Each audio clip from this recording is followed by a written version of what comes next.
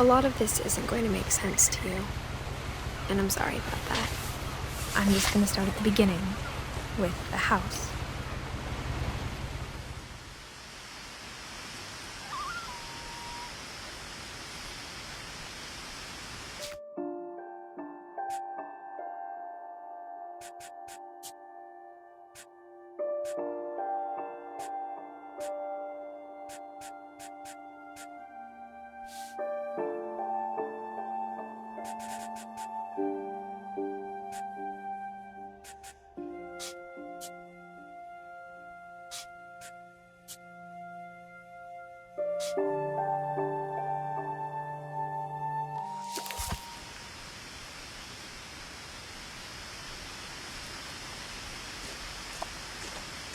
My brother Milton disappeared when I was 4. It was like the house just swallowed him up.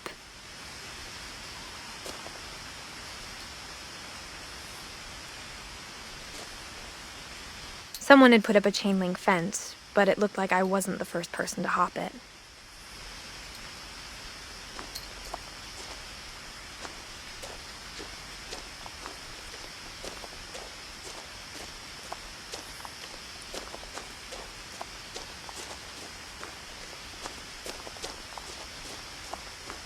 I lived here until I was 11, but I wasn't allowed inside half the rooms.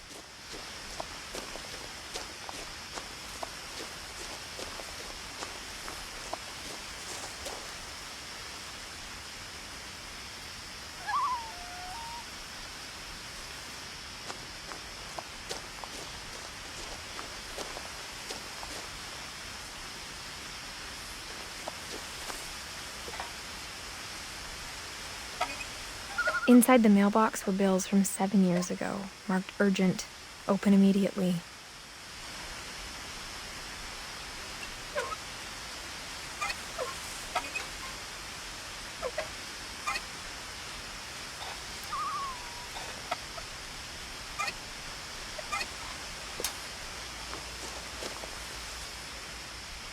I hadn't been back since my brother Lewis's funeral.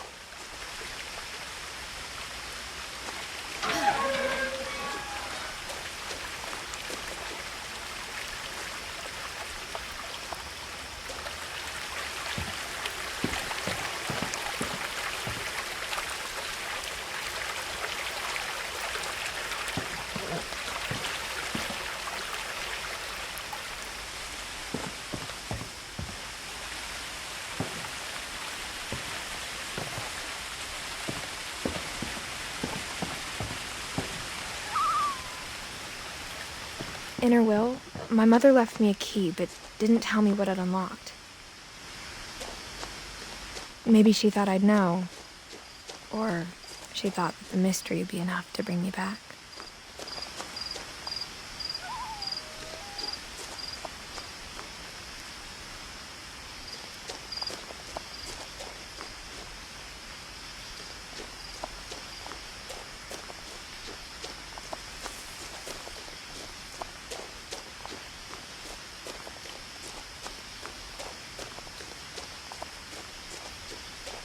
No one had driven this way in a long time, but I saw a few hoof prints.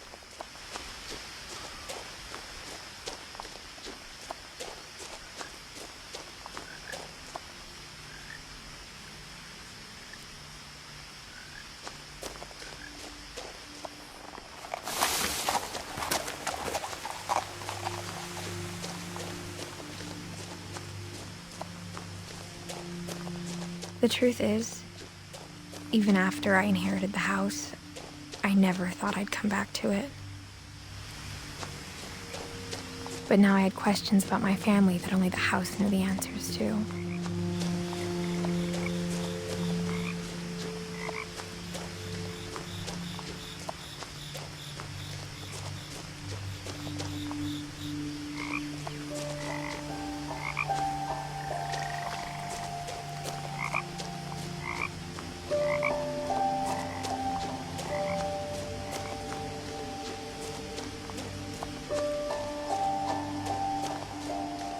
The woods around the house have always been uncomfortably silent.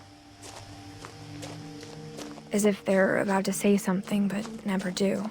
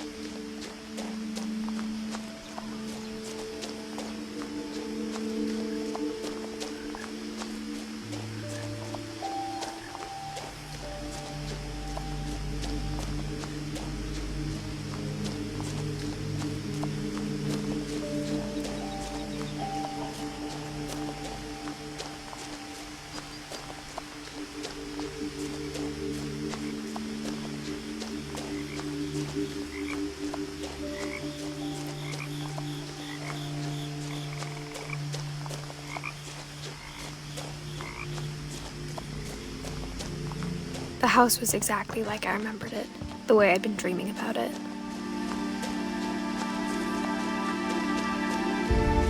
As a child, the house made me uncomfortable in a way I couldn't put into words.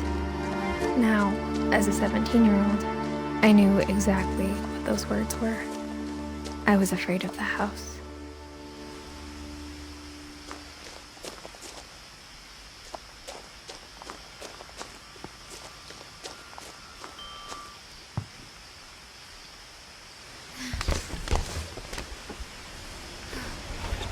Crawling through the doggy door used to be a lot easier when I was 11.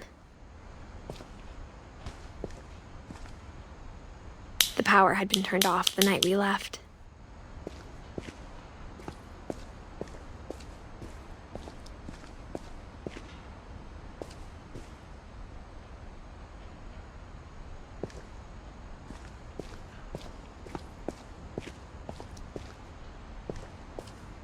For the first time in years, I felt like I was home.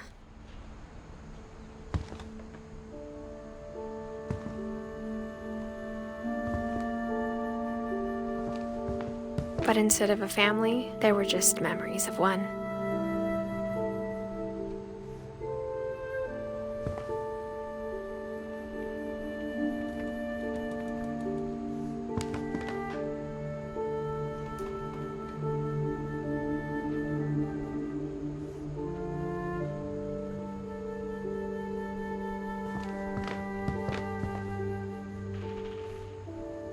Like how after Louis started working at the cannery, we all got sick of eating salmon.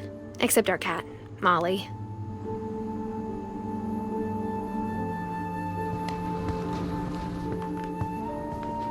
Nothing in the house looked abnormal. There was just too much of it, like a smile with too many teeth.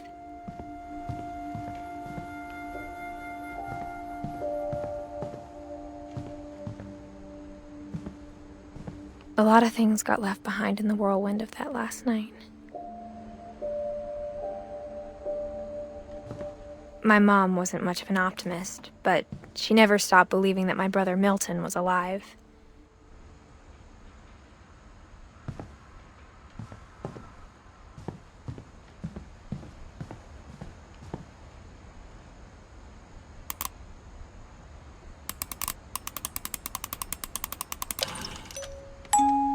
Great-Grandpa Sven built a music box for Barbara, along with the rest of the house. Mom always told me to stay out of the basement, so I wasn't too surprised when the key didn't fit.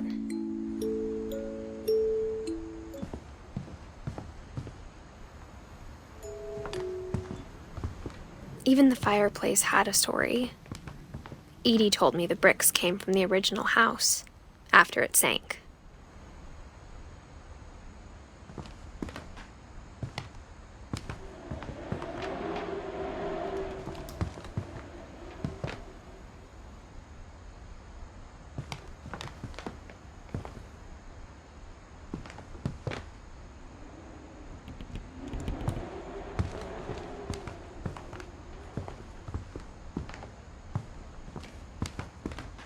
The table was still a wreck from the night we left.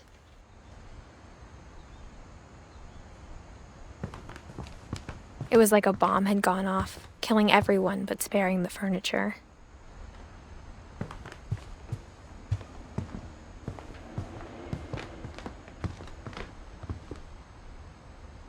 My mom was the only one of us who could imagine Great-Grandma Edie living in a nursing home.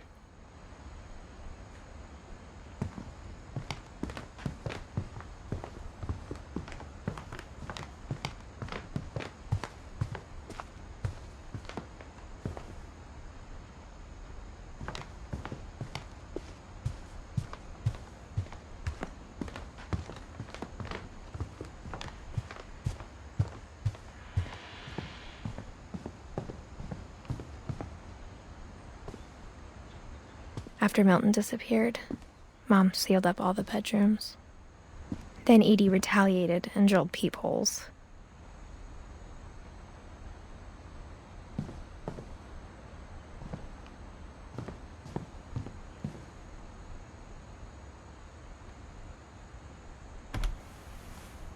Molly always seemed like a girl I could imagine being friends with, if she hadn't died in 1947.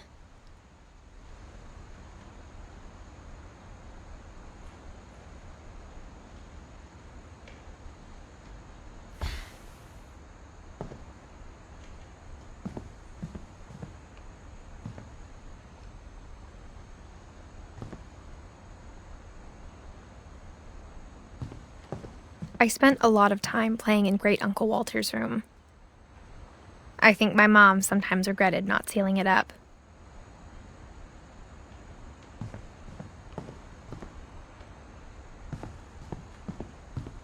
Lewis told me there were secret passages, but I never believed him.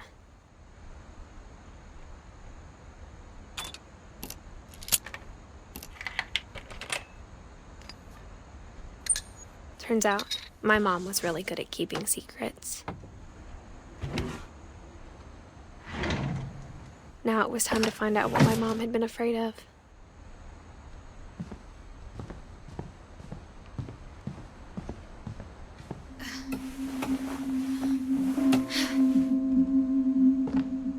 Reading this, maybe it sounds like I had a plan.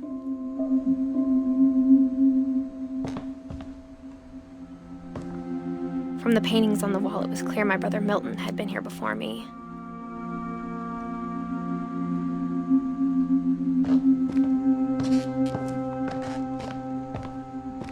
But I had no idea what was behind that door.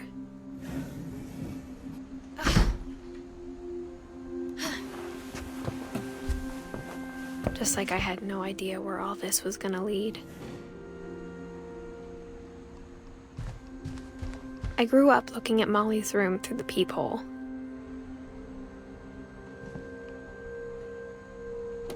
Molly's gerbil had a tiny bedroom with its own even tinier gerbil cage.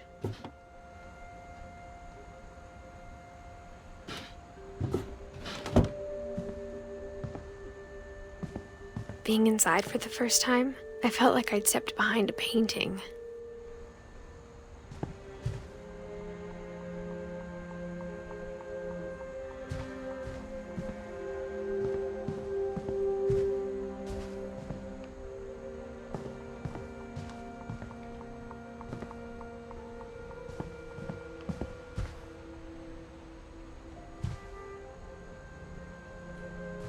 I got the sense Edie had spent a lot of time here, before my mom sealed the doors.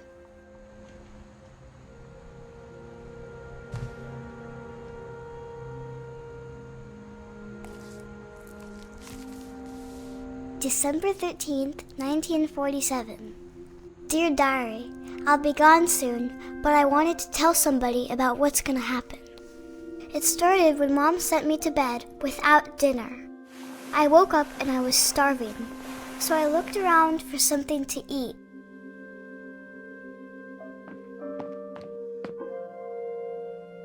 The gerbil food was dry, but I didn't mind it.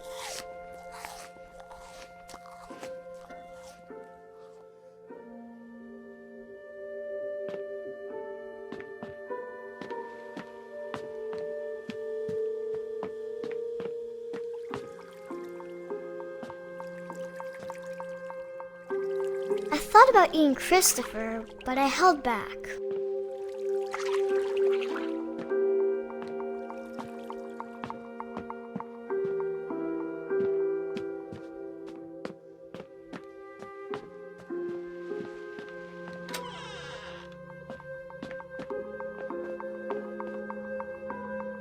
I kept eating and eating.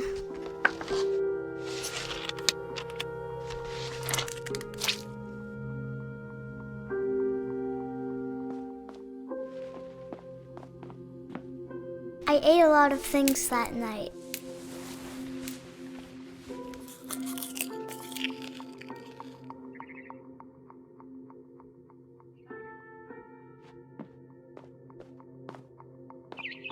Then I heard chirping outside my window.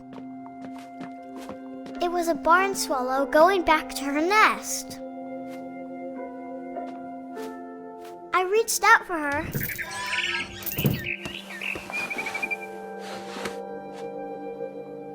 And suddenly, I was a cat.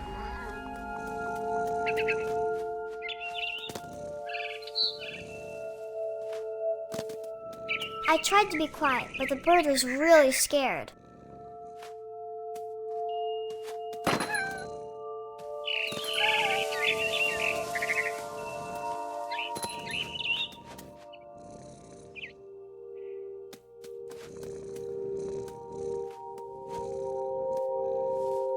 Mom and Dad didn't even look at me.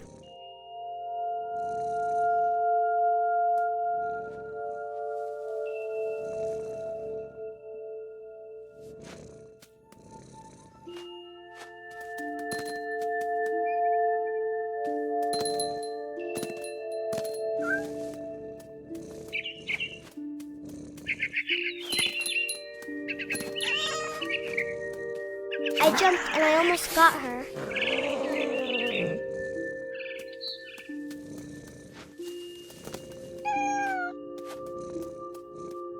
I could tell she was getting really tired.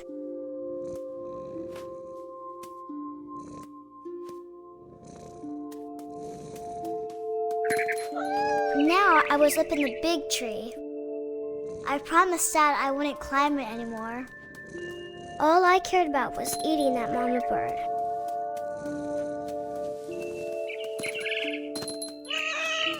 I gobbled her up.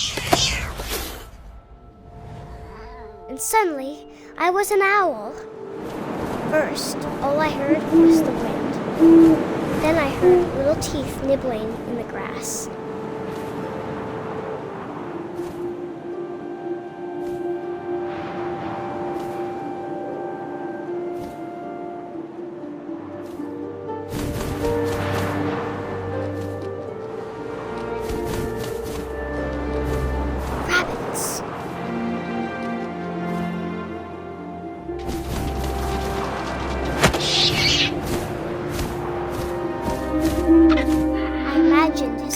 Looking up and seeing mine through my talons.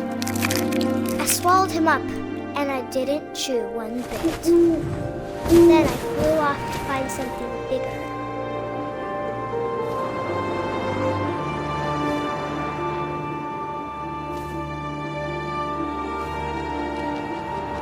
A mama rabbit.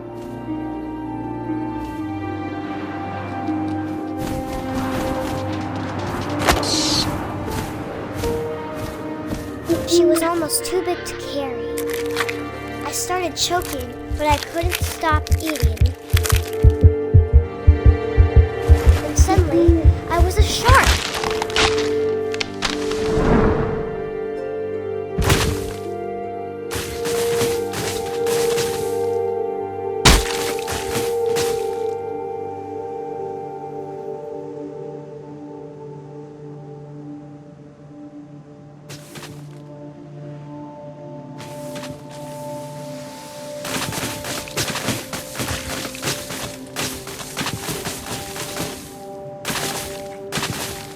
I rolled off a cliff and into the ocean. Now, I was hungrier than ever.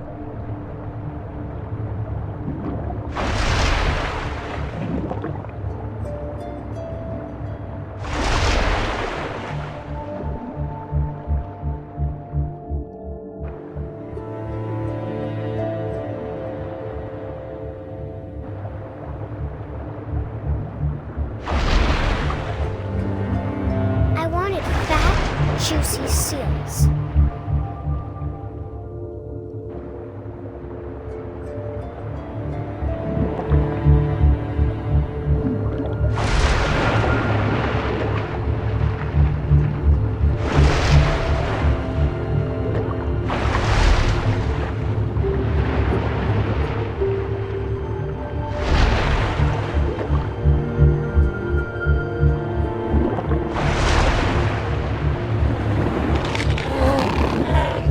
I tore off her flipper and it tasted really good.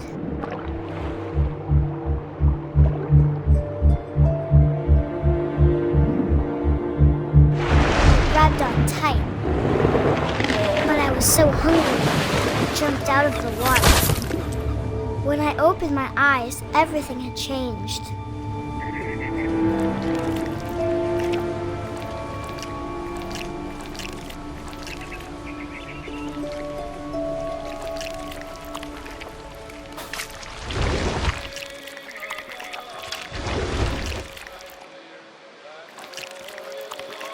Now I was a monster, and I smelled people everywhere.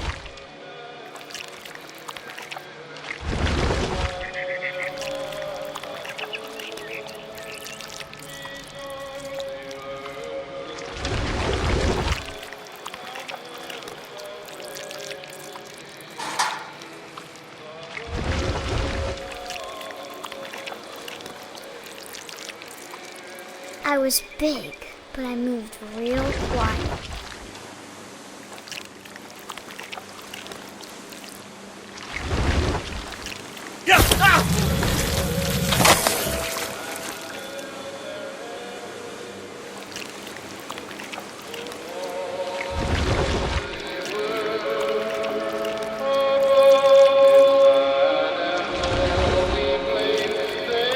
I wanted to stop, but also I didn't.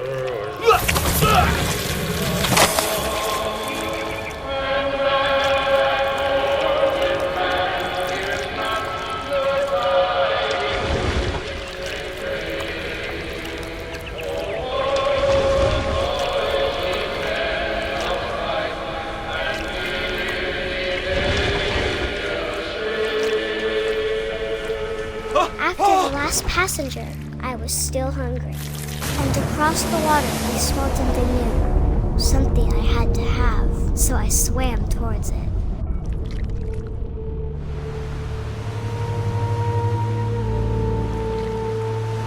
I slithered onto the sand, and the good smell went into an old pipe.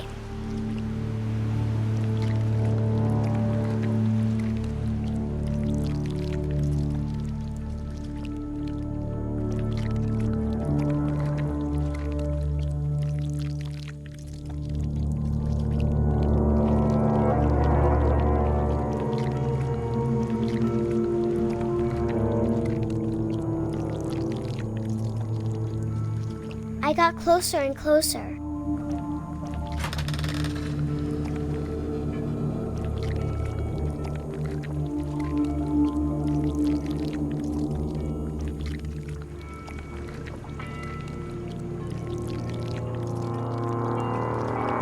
All of my stomach started growling. And suddenly, I was me again. I held my breath for a long time, but I couldn't hear anything. I think it's waiting for me to fall asleep, but it's not going to wait much longer. It needs to be, and we both know I will be delicious.